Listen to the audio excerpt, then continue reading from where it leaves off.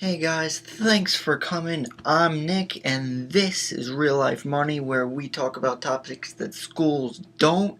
So let's get started. So for this video, I wanted to do something fun, guys. This topic that we're going to be talking about is just awesome. Everyone loves talking about it. It's like what we fantasize about. So the topic is, what would you do with $1,000,000? So guys, this topic is just awesome because when you hear about this question, what would you do with so much money? So many things hit you. You'd be able to do so many things that you never thought you'd be able to do. So if you want, leave a comment so we could check out what you do if you want to do that type of thing. But at the end, there is a lesson kind of intertwined with the whole thing. So hang out for a bit, see where it goes, and let's do it. Where's my money? We got $1,000,000. What do we do? Well, I'm going to break it down into four main parts. I think the first three is what really a lot of people would agree with, and the last one is kind of like the lesson type of thing. So I'm starting it off right now because I'm excited thinking about it. My first thing would nice ass car. So when I say nice car, I'm talking like a solid like 2-3 cars. I can't go too crazy because it is only $1,000,000. You know, I got other stuff to do. So I'd have a nice car. I mean, you can't drive more than one at the same time, but who cares? So the first car I would get would be a Beamer i8. I think that thing is just ridiculous. I think it's a hybrid type of thing, but it just looks sick. That's it. The doors open like awesomely. Second car would probably be a Koenigsegg Agera R. This it's like a bullet. Goes faster than a Bugatti, and it's just sick. The doors are like, and it's like, you know. And then the third car would have to be a McLaren. Thing's just awesome. It's a race car. Thing books. You can't beat it. I mean, I'm shying away from Lamborghinis and Ferraris just because it's kind of too obvious. Not saying that they're not good cars, but hey, mix it up. Now that I got my cars, I moved on to the second thing, what I do with $1,000,000, which will probably be either an apartment or a house type of thing. That could, everyone has a different idea, but of course they will want some type of real estate. Whether it's like a vacation house or just a house somewhere just to have. I think it would be really cool. I don't have that now, so that's kind of what I like to get into. I'm not into like mansions, no like spiral staircases. I don't care for those because you got to walk up that. I'm more like an escalator dude. You go up the escalator, maybe an elevator. I don't know, but you got the escalator going up to the second floor. What would I have on the second floor? Probably my cars. How would I get cars to the first floor? Drive them off the second floor, obviously. Like, come on. Just cuz. Like, whatever. Probably like a jacuzzi type of thing, because jacuzzis are... So, like, this house thing could really range, depending on who you are. Could range from, like, 100K or less. If you don't want much, that's fine, too.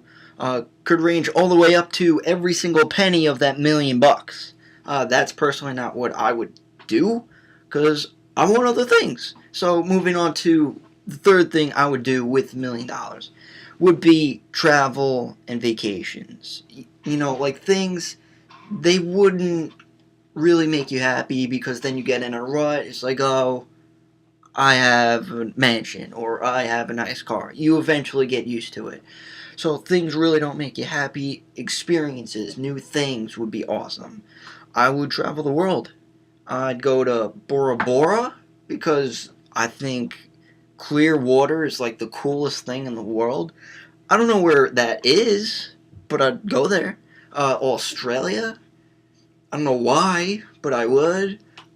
Europe, definitely like those European tours, like type of London, Italy. I don't know the other one, Paris. Just go around. Dubai would be awesome. That's like the wealthiest country in the world. Maybe not Russia.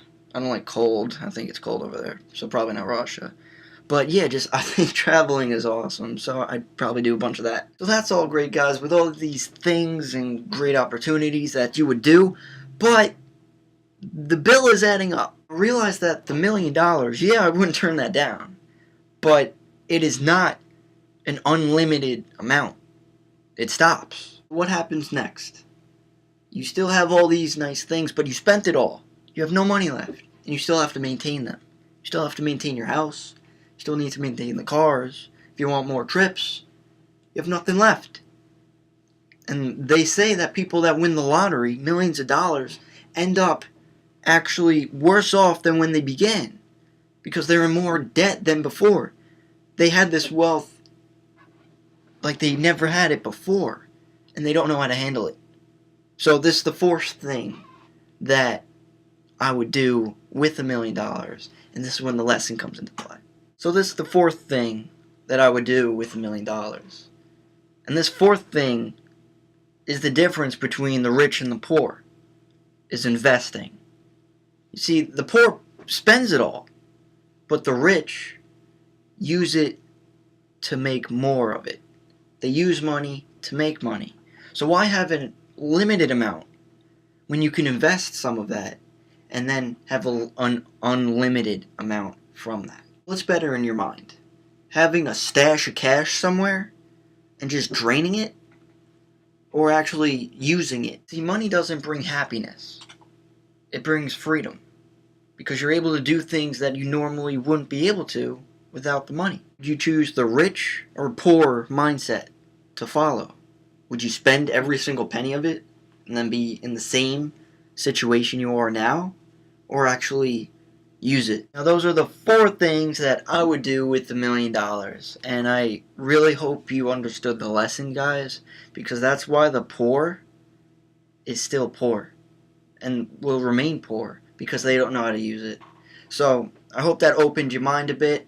Like and subscribe to Real Life Money. I'm Nick. I go over personal finance and development, which really relates to anyone. So thanks for watching, and I'll see you in the next one.